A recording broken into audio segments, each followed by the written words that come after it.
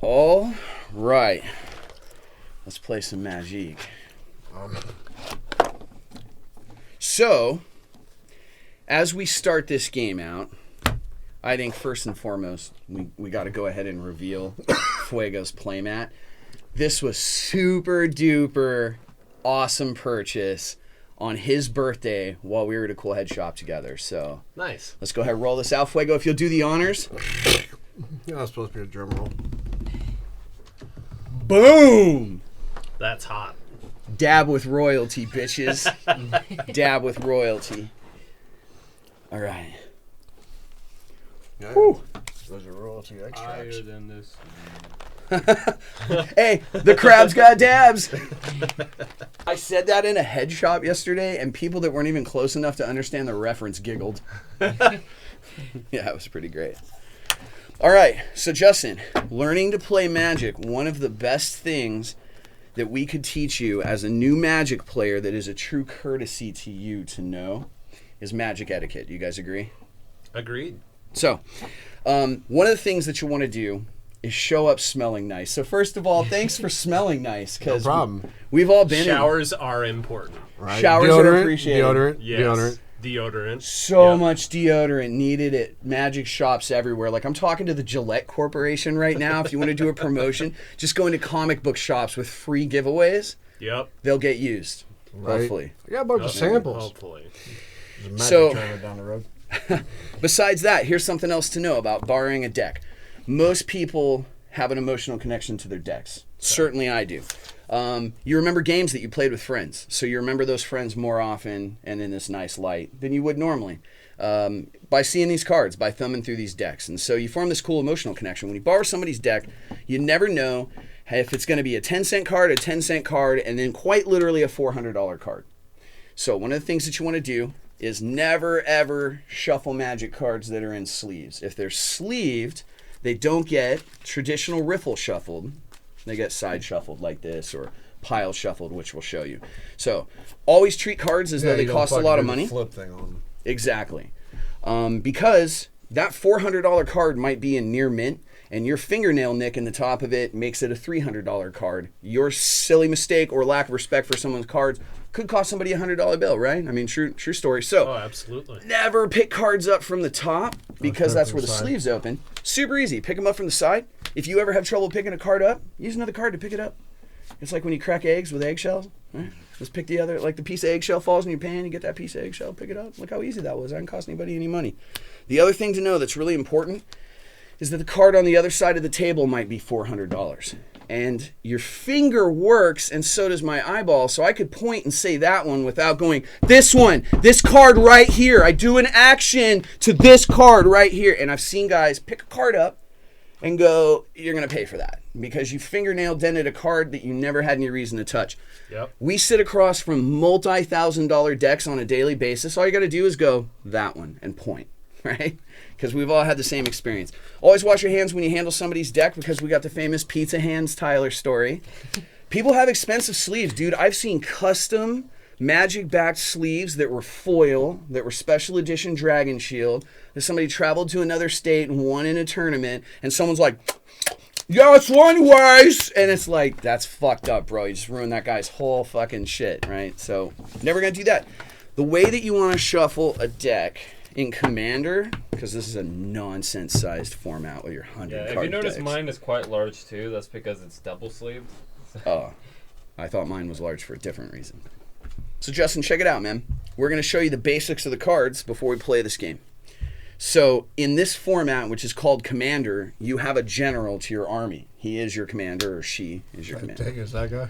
Yeah, so it's usually the guy that's in a different sleeve than the rest of the deck. And you're going to put this off to the side in what's called the command zone. It's where your general stands up on top of the hill and commands the army from, if you want to visualize it, right? Just for some reference for learning. You're probably also going to have a handful of tokens, and I put these in transparent sleeves because most of them that come with the precons now are double-sided, and I think that's kind of nifty, right?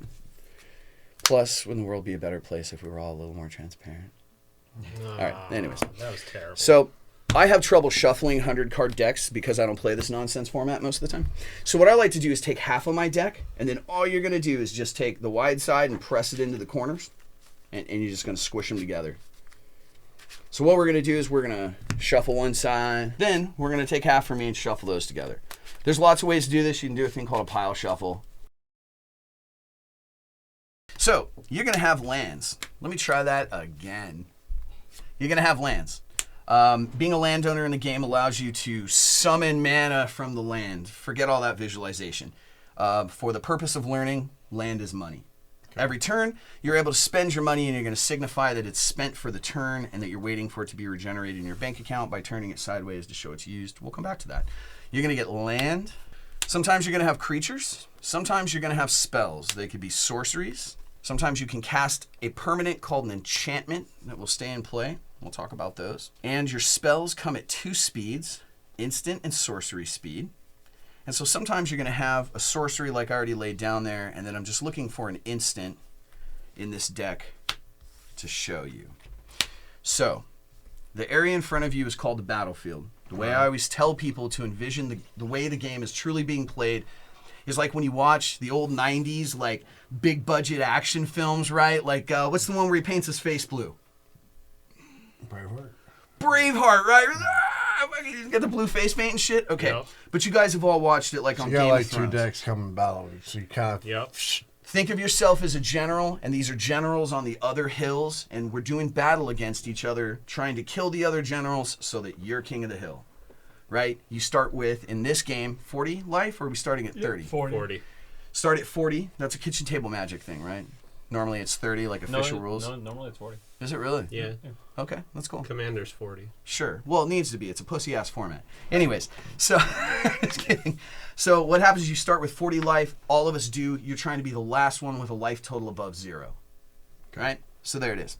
So what you're going to do to try and reduce the other player's life totals to 0 is hit them with spells like throwing fireballs at them or shooting them with lightning bolts. You're going to attack them with creatures, just like you see in the movies. You're going to send them down the hill to go into battle with their guys. And you're going to use your land that you control to pay for it. Simple enough, right? Oh, sure. So we'll walk you through one. All right. So. What the fuck I do with my cards? Are they shuffled yeah, up? Yeah, they're shuffled. Okay. I'm going to pretend mine are too. You're going to place them, in this case, in the upper right-hand corner because of how we're filming. That is now going to be called your library. Every turn, at almost the beginning of your turn, you're going to get to draw a card from your library. When something is killed or discarded, you're going to place it in front of your library on the battlefield in what's called your graveyard. And you'll see this just all comes out. So to begin the game... What commanders are we all playing so far? Oh yeah, let's get them in there. Yeah. I am playing the Dragon. So it's a 5-color, 10/10 flying. It has eminence. So it makes dragon spells that I control, even when it's in the command zone, cost 1 less. Okay, that's pretty high. And then I am playing Prosh, Sky Raider of Care. Whenever I cast it, I put X01 red Cabal creature tokens named Cabals of Care keep onto the battlefield. And then I could sacrifice them and give Prosh +1/+0 until end of turn. Cool, that sounds pretty hype too. I'm playing Oboon, Muldaya Ancestor. He's a weed dealer, but sometimes he has Molly. But not if you tell Joey that I gave you his number. And on landfall, whenever a land enters the battlefield under my control, I put a +1/+1 counter on target bag I'm picking up. He's a 3/3. My card's shiny. I'm pretty sure yours is a... Oh, yeah. Caionos and Tiro of Meletis. Read a on legendary creature, human soldier. At the beginning of your in-step, draw a card. Each player may put a land card from his or her hand onto the battlefield. Then each opponent who didn't draws a card. Okay, so now that we're to the part of the game where the information is pertinent, let me explain parts of the cards to you. Also, for anybody watching, I should not be who teaches you to play Magic. So, what you have up here is the name of the card. That's strictly for flavor. I mean, it could say Al Bundy and we would all enjoy that and it doesn't affect the game. Okay. Cool. This is its casting cost, upper right-hand corner. Those are mana symbols. And you kind of grasp it from being around me and hearing me babble about cards all the time. It's like colors go like red, blue. Sure. That's the money you have to spend. Right. So this guy cost 1 red, 1 green, 1 white, and 1 blue of what's called mana. You could substitute the word money for mana in this game. Okay. He's a legendary creature, meaning there's only one of him. So there's only one fucking Achilles, right? There are ways to break rules, but the legendary rule is if there's only one Achilles, there can only be one Achilles on the battlefield. Okay? So you got a legendary guy here, and it looks like it's, oh God, do I have to pronounce this too? Kaneos and Tiro of Miletus. Okay. So this is ability text followed by flavor text, and you can tell the difference because the ability text instructs you. Yeah, well, the font visually, sure. At the beginning of your end step, draw a card, blah, blah, you read it. That tells you what this card does. It might tell you when it enters the battlefield it does something, or when somebody kills it, it does something. The flavor text, again, doesn't affect the game. It's strictly for flavor. So look at what we fought for. Look what we built together. CARTO Vodcast. Anyways. Its power and toughness are in the lower right-hand corner. This has a 2 power, picture a sword, and it has an 8, picture a shield, or toughness. Okay. Your guy's a 2/8. Parts of a card. Yeah. Very good. All right. Draw 7 cards off the top of your library. I'll quit squeaking over here. Sorry about that. I'm going to mulligan. Okay. So, Justin, for the I very... can look at him, right? You can look at him. For your very first game of Magique, we're going to go ahead and I'm going to look at your hand with you and explain to you what you have. You got land, that's good. So this is money that you can put in the bank. It looks like you got 4 of them. That's not bad for a commander game. You got 4 land and 3 potentially playable cards. Okay. The cards that you have allow you to start pretty early in the game, meaning at low mana cost. And then it ramps up. There's a few more expensive cards that give you better options, and you have a good first round play. You're going to go ahead and keep your hand. Okay. Cool. I look at mine. I have 3 proxies, 2 fakes, and a folded up 20 that just says IOU and Sharpie marker. I'm going to keep. Yeah, I'm pretty satisfied with this hand, honestly. I'm going to keep. It's a little risky, but I live with I'd danger. like something usable. Harbingers play group, because we live for danger? Actually, our t-shirts that we had printed the first time just said, "We are the standard." And that's when Type 2 went standard, and standard play came into shops. Well, now cool. now all your stuff is modern. Yeah. I can keep this. Or probably legacy, even. I was just going to say, it's kind of past modern and more into antique-y at this point. Like when you have to do a show intro, where you're like, hey, I've been playing Magic since I was fucking 6, 100 years ago. You got some old shit in a box. All right. So the way that we like to keep track of life in this game, Justin, is with a handy-dandy, fancy life totaler. So, you got 40 life, son. And over here, I got 40 life. Fuck them boys. Alright, we'll use other dice for other things, but we do have to roll for first ups. And for that, I say we roll the traditional 2d6. Everyone in agreement? Yeah. Here. I agree with that. Virgin rolls first. Damn, you haven't been able to say that for 32 years. So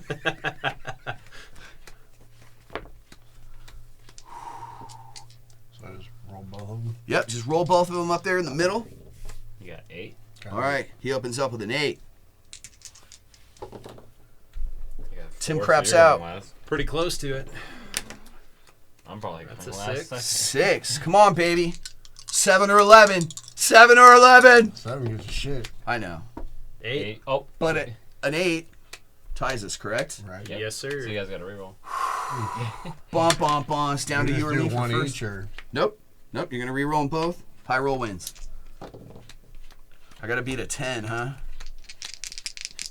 Without unzipping my fly? No whip. Well, I got the other 5. All right, Justin, you're first. So, I do a land, right? the way that your turn goes, and there are reminder cards for this that we are not going to break out. It goes untap, which you can't do yet because you have nothing tapped. You have an upkeep phase, which is when you pay rent and you got nothing to pay for yet, and then you're going to draw a card. So draw one card off the top of your library. Let's see what you got. So, because it costs that, you want to make sure you put a land down that can generate one of those on the off chance you needs to use it on these boys. Did he whip out what I think he did first time? Yes. Okay, so I want to start off with a land. Yep. Go ahead and put one land down. You are allowed to play Unless something tells you otherwise, 1 land per turn. When you put that land down, it's like having $1 in the bank. Okay. And it's color-coded money. So you have 1 white dollar. So you have 1 available, and you're going to go ahead and pass your turn because the card that you have in your hand can be played at instant speed if anybody fucks with you. Whose turn is it then? Is it yours? Play always passes to the left. All right. That's what I wanted to know. And plus, we thumb wrestled for it earlier, and I won. I will draw. All right, I got a bunch of bullshit. I'm going to go ahead and drop a command tower and pass to Aiden. Mountain. Pass. I'll place a Vivid Crag. It enters play with 2 charge counters on it. I can tap it for blue or tap it and remove a charge counter to add 1 money of any color. Sure. Your turn. Hey, Tim, you mind putting your commander in the corner just to be cute? Look, like everybody's hanging out in the treehouse, man. I mean, sure. I feel like this is pretty cool looking. I mean, also, I'm really high. You know what's cool about this Magic show? It's got great pot. I'm willing to say that this Magic the Gathering vodcast has the best cannabis of any of the Magic the Gathering shows. I feel pretty confident saying that, boys. Nice. Did you draw a card? No, I did not. Justin's going to draw a card. We're going to take a look at it. So you got a spell that creates creatures, and that's pretty cool. So let's take a look at what your available options are for your next play. Keeping in mind that we're in a format where sometimes you don't have a turn 1, turn 2 play. I know in today's games it's a lot more fast-paced than Commander used to be, but it looks like probably your first available creature is not going to come down until turn 3. So we are going to kind of look forward to what we have to pay for him, though. If it's going to come down turn 3 and you only have 1 land down, and this requires 2 colors we don't have, we know our next 2 lands we drop have to equal what we need to pay on that 3rd turn. So you know more than likely those are going to be your next 2 land plays in consecutive order. So, Right. So just drop 1 and pick 1. Here's your 1 land for turn you're going to put down. Now to be clear, you have available 1 white mana and 1 blue mana that you're just not using. They're just money in your wallet. You have spells that you can use instantly in the game, so you're just going to go ahead and pass to me. I'll pass you. Boom! Magicked! Love you guys, I'm just kidding. Ooh. I mean, nothing. All right, for my turn 2... God damn it. This is what makes me sad about this format. Because it's still sort of acceptable to have a guild gate in some of the decks. Ugh. Feels bad. No, this is a pre-con, I'm just kidding. Yep. I promised Tommy I quit hating. You're up. Right. Play a forest. Pay 2. Cast an evolutionary leap.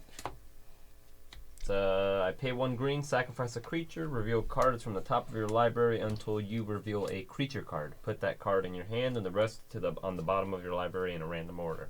In response, I put a giant piece of lint on your shoulder. I like how he checked. Boom! You're a magician. We're playing Magic. To be clear, I'm a That's magician, awesome. and that actually A was magician? on his shoulder. What have you heard? The bird's the Good word. things. Just good things. So the bird is the word? Yes. I think Tim's up. But see, the thing is, everybody knows about the bird. So, Justin, be honest with us. Thus far, given the instruction of us 3 monkeys, do you feel like Deadpool is trying to teach you trigonometry? A little bit? I think Deadpool will have a better shot. I'll play a Vivid I feel like Marsh Deadshot and would have a pass. better pool. Okay. No, like... I mean, he collects money for the hits, and he has a nice what house. do I'm those just saying. do? Like, I know he They're said, just lands. Okay, those are just lands? Yeah, those are just lands. So, My other one. yep. In response to what you said, he has tricky lands. His lands get to do shit. And the Okay. dice are indicating that he's like building up Which some is kind of tricky like shit. these. Yep. So this Okay. one's pretty cool too. So let's take a look at that one. And did you draw a card for the turn? Cool. So you got some more options. Can I see your hand again? So you'll see guys at tournaments flipping their cards around, and so that somebody can't signal or tell like what's in a certain position in their hand on a pro level. For new players, I always tell them maybe keep your land to the front, you know, just so that you can kind of tell. I'll walk you through doing it. You can set the rest of your hand wherever you want to put it.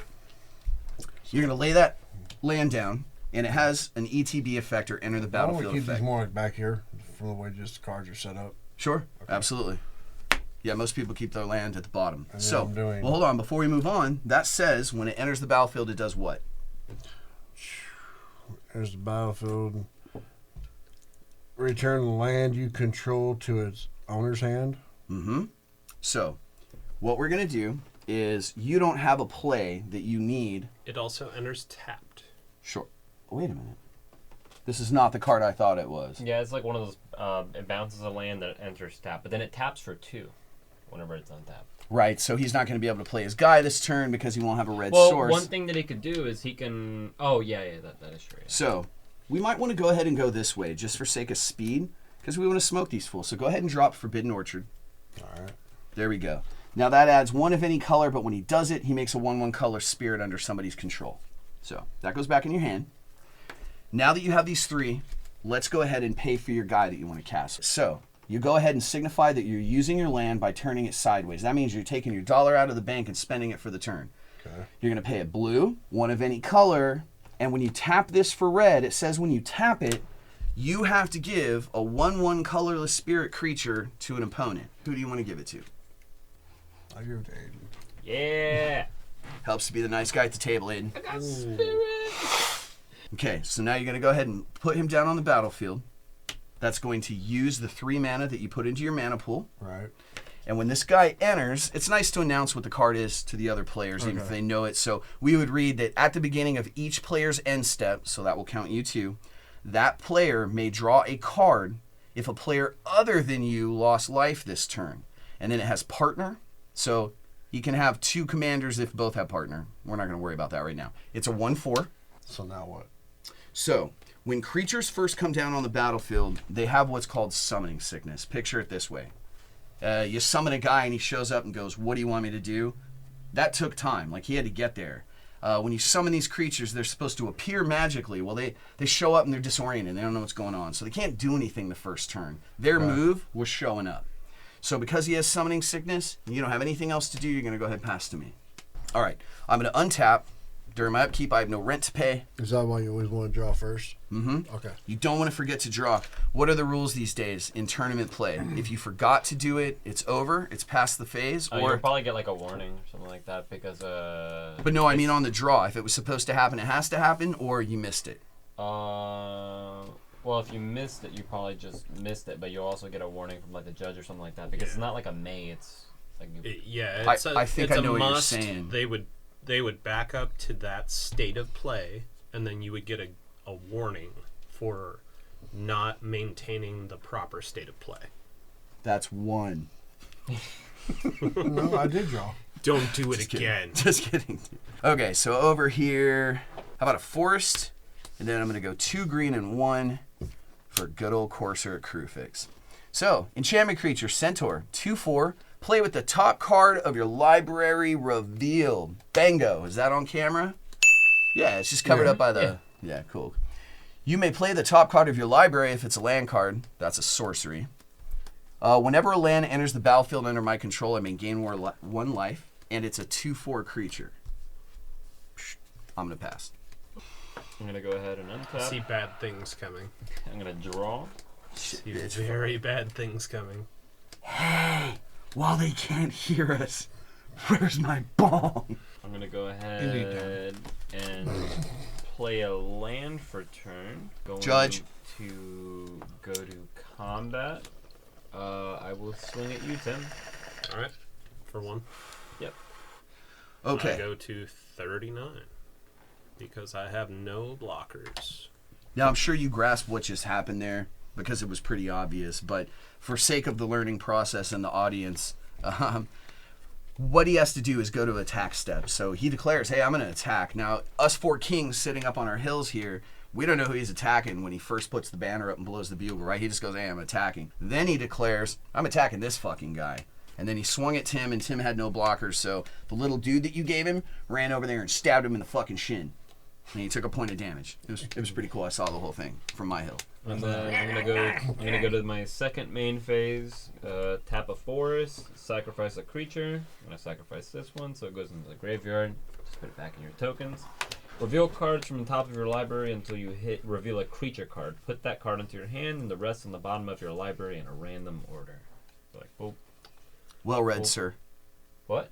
You're like the James Earl Jones of vodcasting. Now, it is worth noting, because there are things known as combat tricks, that particular ability is able to be activated at instant speed. Why are you making eye contact with me? I've been So- playing the game 25 years. Tell him about it. So what he could do is wait until, like, if you were going to attack him because his creature has already attacked and it's not available to block, he could activate that on your turn to block your creature out of nowhere. Damn, son, is that what you're telling a new player that's played 3 turns? Yes. Yes, it is. Okay, so Jesus Christ, I Sheldon reveal Cooper. the champion of Landbolt, and go to my hand. But yeah, Is that my turn? Yep. I will play Sandstep Citadel, tapped, and then I will pay 2 and put out a Lightning Greaves. That ain't great. So it's a 2-drop artifact. It costs 0 to equip it, so it's an equipment. You have to put it on a creature, and then that creature gains haste and shroud. Those don't mean anything to you yet, but all of the characters that have keywords on them, those little keywords are superpowers, right? So you get it. Ant-Man can shrink. Other guys can do other stuff, and those were abilities he was describing. It's kind of like how mine says human wizard, and he's a human wizard. Yes. Yes, that is accurate. Go ahead, sir. Okay, so I'm you're going playing to with Doctor untap. Strange. These are all strange. Let's check out your options, though. You always want to know all your options for make a play, so hold on. Put that back. First, you're going to untap. Just turn these back. That's your Yes, paycheck. sir. You're getting paid for the week, right? There's your Friday paycheck. Now, do you owe rent? So during your upkeep, is there anything for you to pay? No, there is not. Go ahead, draw your card. Now you're working with all your options. Now, you don't have to play a land every turn, but particularly in the beginning stages of learning, it's perfect for new players, again, to see all your options before you visual cues, to go ahead and play your land first so that you're really seeing what you're working with. This is my only one, isn't it? I don't think so. I think you have at least this other one. Okay, yeah. You actually love this. So let's do this first. How much does this cost right here? 2 anything and 1 green. One Or blue. 1 blue. Yep. So go ahead and pay your blue, Okay. 2 of any color. Now what sucks is when that becomes tapped, somebody gets a spirit again. Who do you want to give it to? You give it. All right, I got a little spirit guy. So he's going to play an enchantment. You're going to put it onto the battlefield, and because it's just a regular enchantment, that means it's a permanent. It stays. You're enchanting the world, right? It says creatures can't attack you unless their controller pays 2 of any color for each creature to attack. There's your shield. Okay. They got to pay to play, and that motivates them to come attack somebody like me. Got They're it. like, hey, he talks too much, and it's free to beat him up. Now, you got a 1/4 creature over there. Do you want to attack anybody with your 1 sword, 4 shield guy?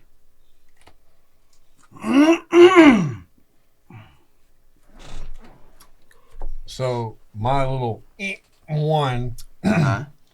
will block 4 of their little Yes, it can take 4 hits before it dies, so 3 and still survive. Gotcha. Nobody else has a 3-power creature on the board. I do have a 2/4 and a 1/1 that I could possibly hit you with. If you send your guy off to attack somebody, he won't be there if my guys want to trot over and try and attack you. All right. So you may want to hold it back, but you do have the ability to attack if you wanted to. Otherwise, you just pass your turn. Yeah, I did wrong. Okay. Pass. All right. I'm going to untap. On my upkeep, I have no payments due.